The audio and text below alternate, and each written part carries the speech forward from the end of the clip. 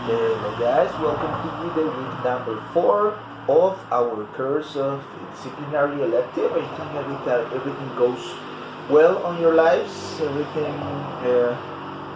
is being as adaptable as possible given the circumstances. I know that some of you are taking some classes. So I really wish you have been able to deal with that and arrange them in the best ways possible. I am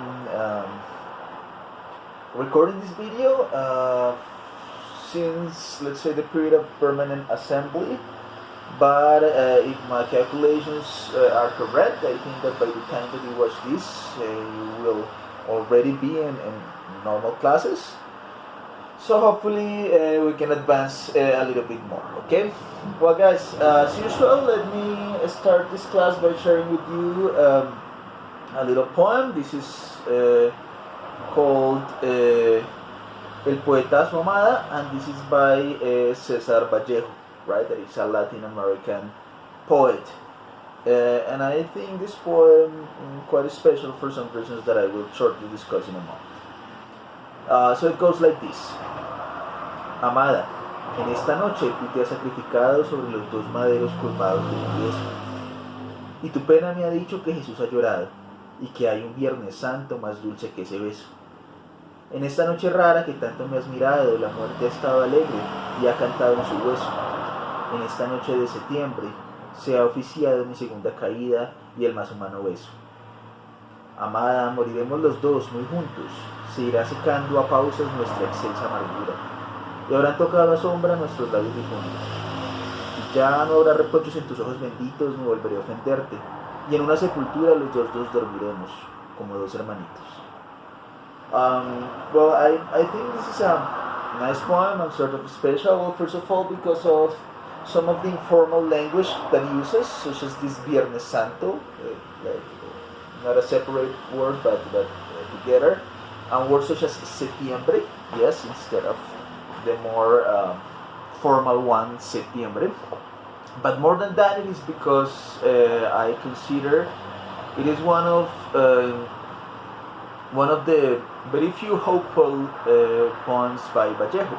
Yes, he's a poet that tended to have all sorts of dark feelings, emotions that were a little bit depressive, blue, not really optimistic, no? So in this case, in his very own way, that is still dark and a little bit creepy, he uses references to death, to the Passion of the Christ, to religion, to express about love, which is nice. I mean, it's let's say using something not necessarily happy to express his feelings and to express his love and care for another person. Now, in the end, you see that he speaks about like dying with his couple, and this is not about like a suicidal pact or something like that. No, not really. It deals mostly with the idea of being able to love somebody until you die, and also how death makes us equal somehow. Yes, like it sort of take away any difference in terms of money, in terms of status, in terms of beauty. Like no matter what you do in the end, when you die, you're going to be the brother and sister of somebody else, because we're all the same in death.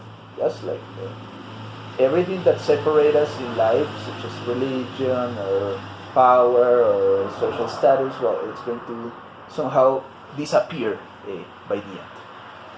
Well, guys, so let's go down to business and let's talk a little bit about what we were discussing in the last class. Remember that in the previous week we studied a topic that is really important and that is going to cover an important part or an extensive part of our course, and is the selection. Yes, I want to emphasize one more time that selection is quite important. That is why we spend such a long time selecting the text. We don't do that randomly, or we shouldn't. Yes, that is something that we shouldn't do. Uh, Something that I take a long time to do each semester, for example, is to select the books for the event on 10th semester, right? Some of you are taking that class right now, and every semester is a different corpus of books, right? 6, 7 books that I select very carefully. First of all, books that I have already read or that I have the intention of reading on vacation, because sometimes I have to do it. There are books that I have not read in the past, but I find out in my research that are good or that are somehow important or essential for the topic that I have in mind. And well, it is a really, let's not say long, because I already have the practice, so I don't take that much. But it's a really deep analysis in terms of selection. Okay, so for example, this semester, for 10th semester, I selected a general topic that is the plague, diseases, pandemics, right? Which of course has a lot to do with what we are doing right now. So all the novels in the event of this semester will be about that. Now, each one of them has like a different thing, because if it's just about pandemics and that's the only criteria, well, it will be repetitive, right? So I have books about real pandemics, about fictional ones, supernaturals, vampires, zombies, diseases, germs, pandemics in which people are nice to each other, pandemics in which people are horrible to each other. Well, all these different things, right? So, I mean, my point, well, sharing with you this information is the fact that it really is important. It's something that you really use in your day to day, whether you work in a school, in a language center, in a university, even if you work an administrative job and you are never in class but you're the principal or something like that, you're always going to have to do with the selection of reading material, because that is essential for different institutions, right? So, well, take this seriously, guys, and hopefully, more than, let's say, having the intention of just doing this job or these assignments because of the class, it will be nice if you're able to apply some of the principles that we learn here for your day-to-day activities as teachers. Well, guys, resuming a little bit of what we were doing, so remember that we were checking certain things about musical effects, etc. last week. So we will continue some of this analysis about other issues and selections that are really many of them. Okay, so if we go to the slide number 38, you will see that there are a lot of verses over there. I'm going to explain some of them. I'm going to explain some of the components, the ones that I take into account, the ones that I have been able to experience throughout my career somehow. But of course, I'm sure that you can find some other variables, some other aspects to be considered, right? So let's start and pay close attention, because let's say that the assignment number 1 of this week is going to be completely based on this. So let's go with the first item that we see over there. That is classic versus unfamiliar or not widely known. So what is it better? Is it better to select a classic book, something that is really popular, something that is really well known, and let's say that only by name, even if you haven't read the book, you know what it's about? Or would it be better like to select something completely new, something that is not very popular, a novel, a tale, a collection of poems that is either very recent, or it might be old as well, but that is not very well known, right? And the answer for all of these verses is it really depends, and it has positive and it has negative aspects, right? So, well, what about some advantages? So think about this in terms of advantages and disadvantages, right? So what about classics? Well, they are easily able to be obtained, right? That's a good point.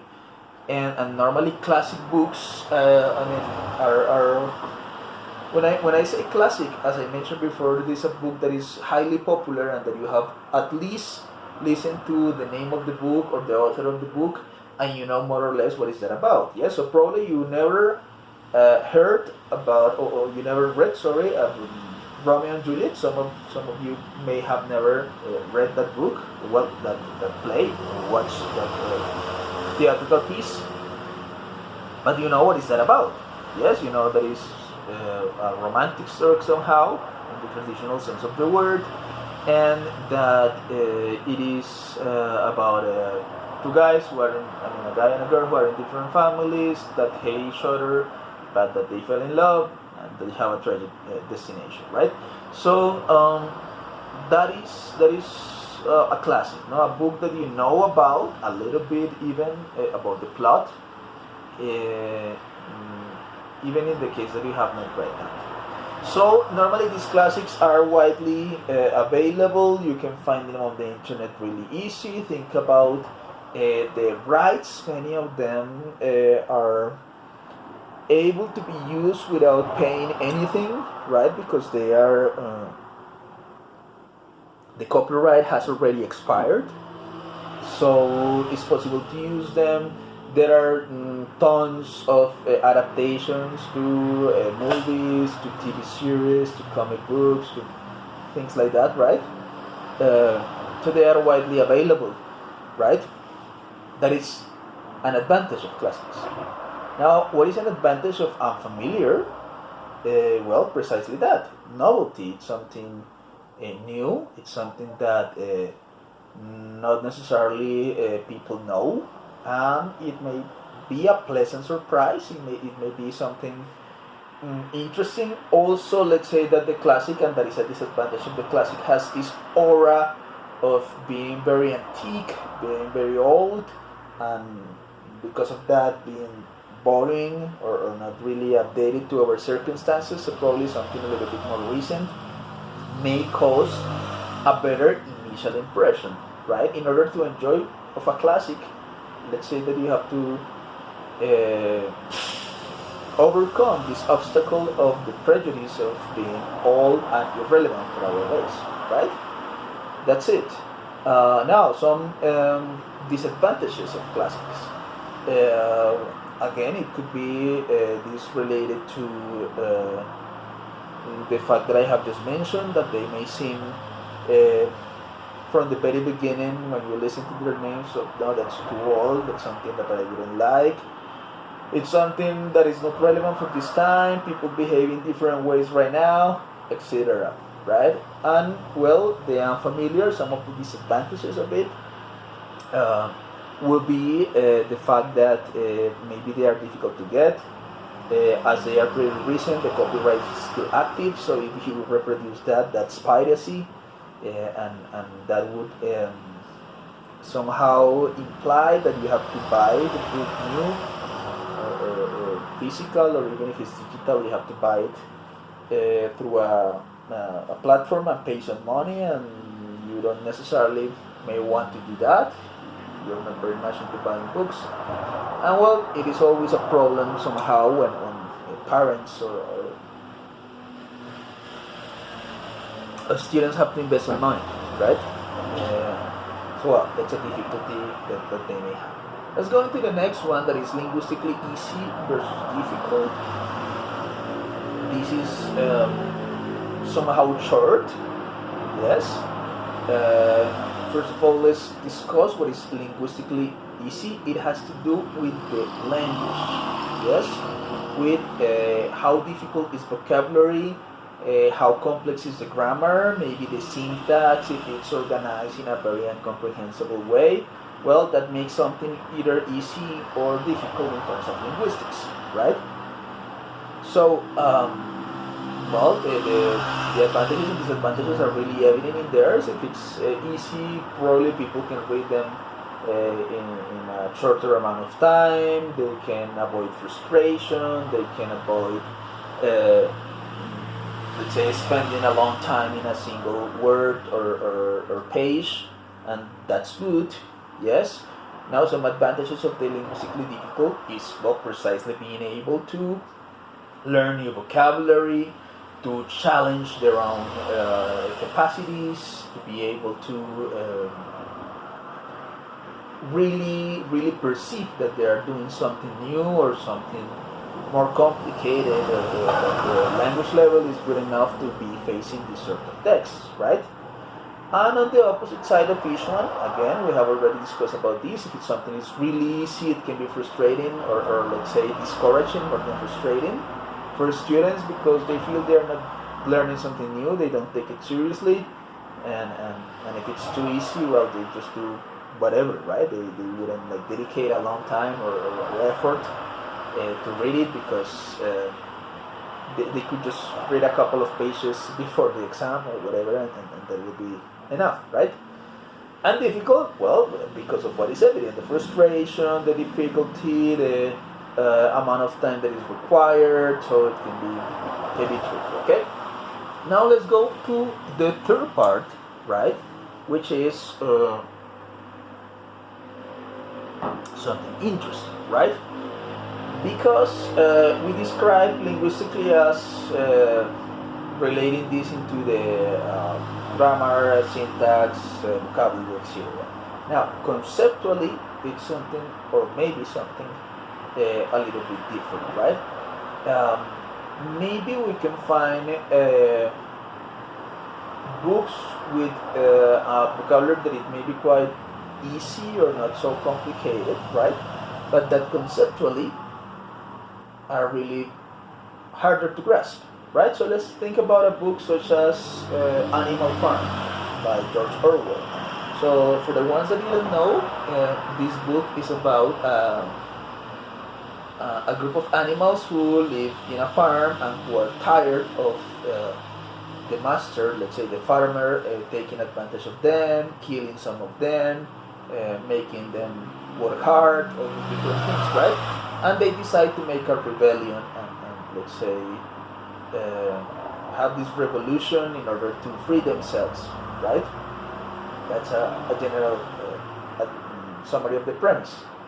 Now, the vocabulary of Animal Farm is easy, let's say. It's not necessarily very complicated, and normally when they tell you that they are going to tell you a story about animals that speak, so you immediately think about a fable, and you immediately think about Snow White or Cinderella or something like that, and you say, oh, but that's easy, right?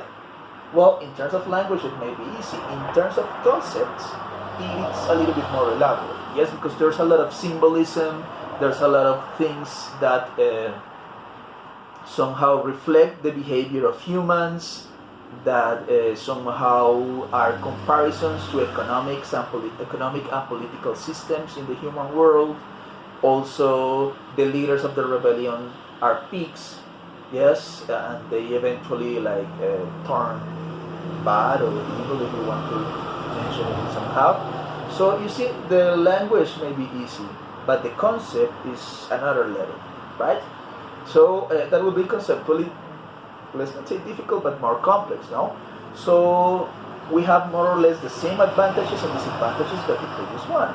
Normally, when you are able to find those equivalences or relationships to a symbol or a concept into the real life, well, that is very satisfying, right? Normally, you will be really attracted to that sort of reading because you find it relevant, you find it good. So that could be an advantage of something that is conceptually difficult somehow. And then easy, let's say that students, can concentrate on the vocabulary and the reading and advancing in the language and not necessarily have to worry about some other concepts that are not essential for language learning, right? Like learning the concept of revolution, learning the concept of empathy, or learning the concept of whatever is not necessarily the main concern of your English class, right? Well, depending on the type of teacher you are, that may be more or less relevant, but that's it.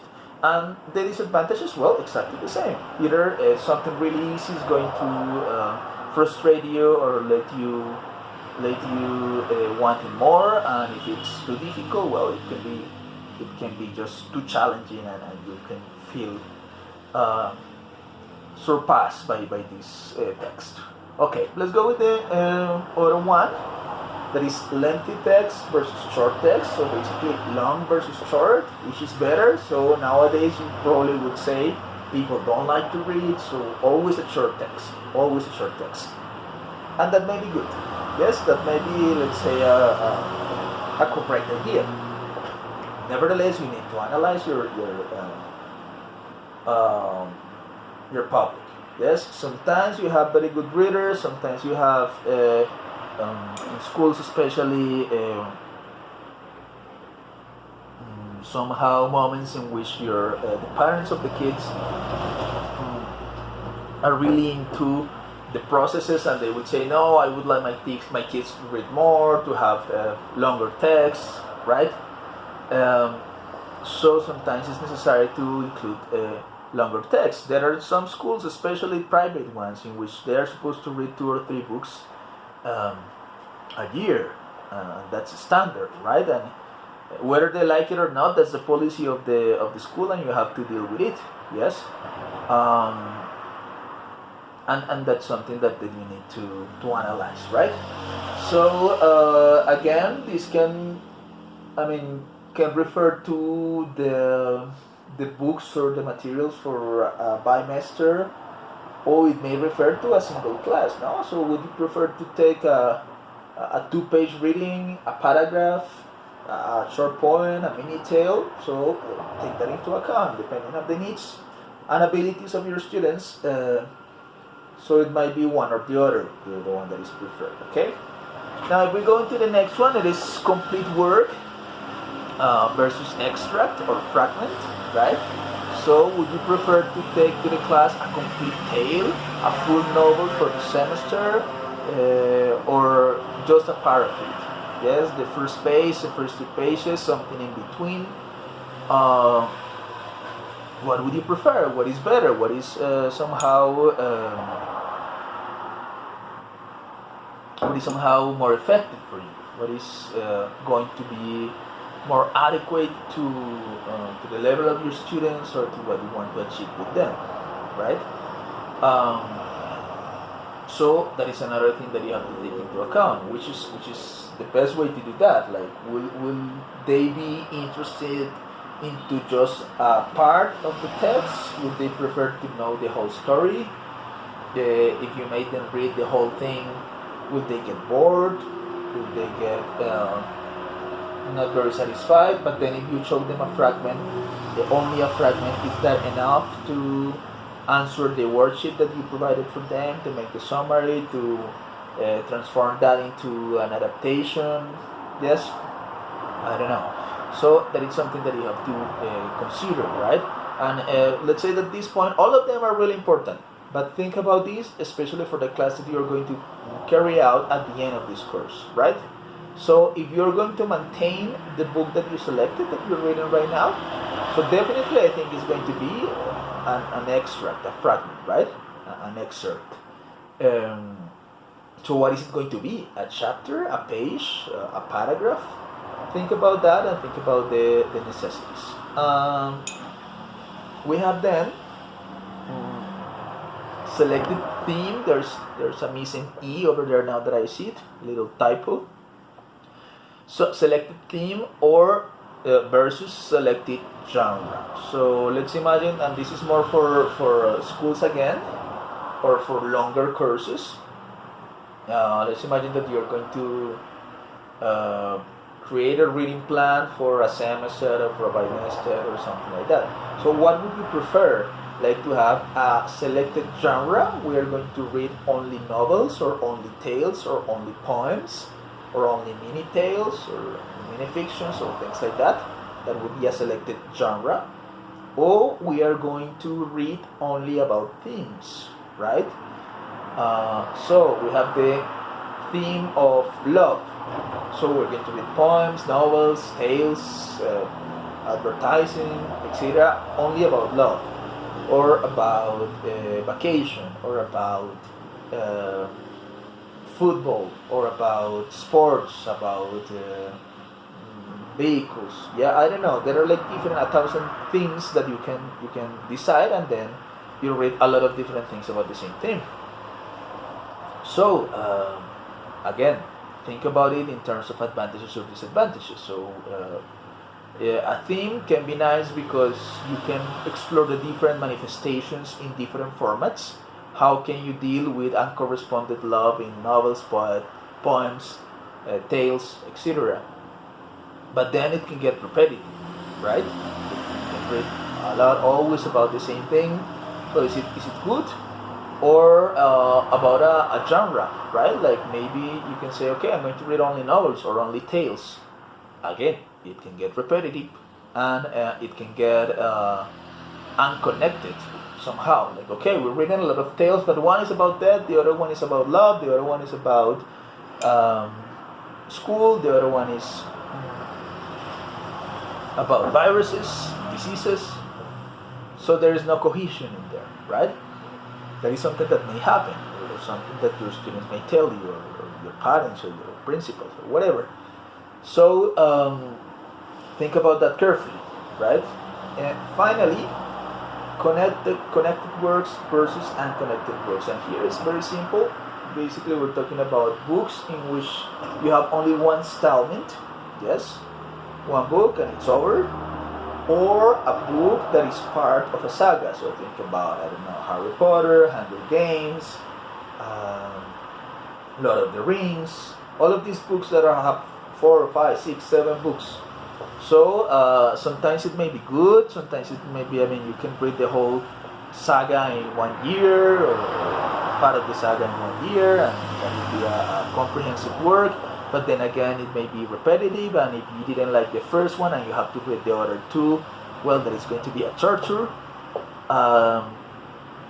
And then again, we have the unconnected works that may have the same problem of really not being cohesive and having different levels and having to learn who is the character one more time. Yes, or again, if you read Harry Potter 1, at least you know who's Harry Potter, and then you have one less problem in terms of characterizing a character and all these different things, right? So basically, that's it. Those are like the verses that we have. Remember, don't think about one being better than the other, but that you have to analyze the different aspects. Okay, so let me explain right now the assignment number 1. This is going to be an assignment that can be done in groups of 4 people maximum. If you prefer 2 or 3 or 1, well, that's up to you. But I would recommend that you work in groups of 4 people. Okay? You are going to compare 2 books. Yes? So if you have 4 people and everybody has a different book, so I would recommend that you compare one versus the other. There are 4 books, so you just select one book from one person, one book for the other person. You write over there in the book, in the report, sorry, what are you comparing, what are the names of the book that you're going to compare, and you're going to try to compare all this list, okay? So imagine that if you have Alice in Wonderland versus, I don't know, The Strain, that is a vampire book that is quite recent. So in this case, Alice will be the classic, yes, and Unfamiliar will be The Strain. So you're classifying one on the other and try to find advantages and disadvantages, okay? That's a little bit what we're going to do. Something short, you can use just words to compare one versus the other, yes? For example, if we say the same books, Alice versus The Strain.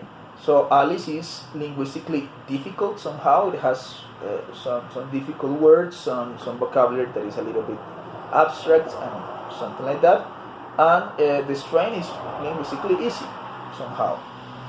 Conceptually easy, The Strain, it's not really complicated to understand this invasion of vampires, versus conceptually difficult Alice. It is supposed to be a book for kids, for children, but it's full of symbologies, full of different exercise of comparison, etc. So basically you're going to do that. You select it, and you're going to do it in that way. You make the comparisons, and based on the explanation that I provide, you're going to do it in that way. Remember, you can work in groups of 4 people, and basically you're going to compare these different things. Be short about it.